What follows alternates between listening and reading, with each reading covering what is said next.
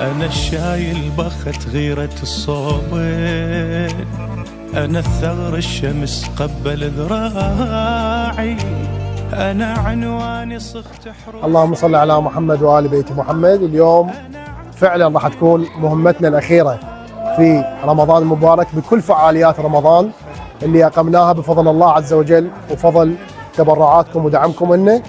اليوم راح تكون مهمة الختامية اللي هي مهمة كسوة العيد، وكذلك بعد الكسوة إن شاء الله راح ناخذ العوائل إلى أحد المطاعم في مول الحارث، فانتظرونا بالتفاصيل الأخرى إن شاء الله.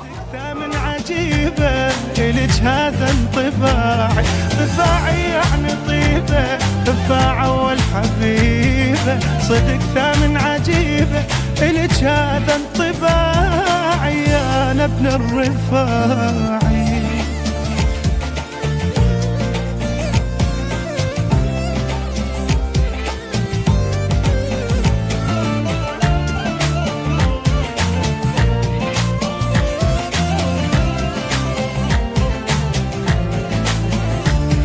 مو شبان ولد ولاية طيور، عشرتهم زلال الطيب الجروح، مو بس واقع الملقاه محتاج، إذا ببالي تجون همومي تروح.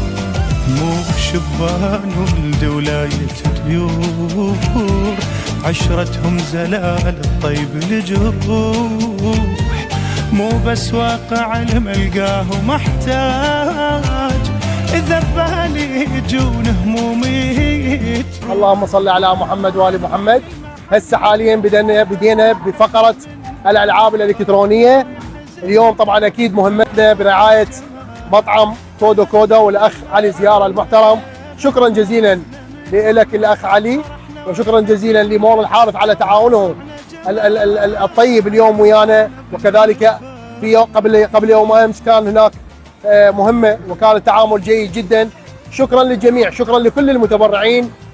نسال الله سبحانه وتعالى ان يوفقنا حتى نبقى خدام للاطفال الايتام. والله لو تشوفون فرحتهم اليوم يعني ما تنوصف، اقسم بالله العلي العظيم. يا رب يفرح قلوبكم بقد فرحتكم ان شاء الله، وخاصه صاحب مطعم كودو كودو الأخ علي زيارة المحترم.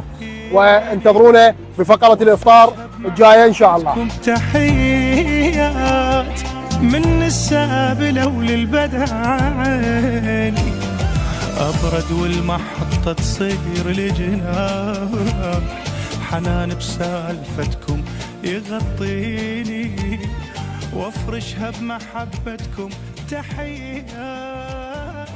هسه حاليا وصلنا الى مرحله الافطار، نرجع ونتشكر من مطعم كودو كودو اللي في مجمع الحارث، وشكرا جزيلا لكم. نسال الله سبحانه وتعالى ان يتقبل من عندنا، وانتظرونا بعد العيد. اليوم راح تكون اخر مهمه مثل ما قلنا سابقا، اخر مهمه في رمضان المبارك ان شاء الله. انتظرونا في المهمات الجايه بعد رمضان، نشوفكم بخير ان شاء الله.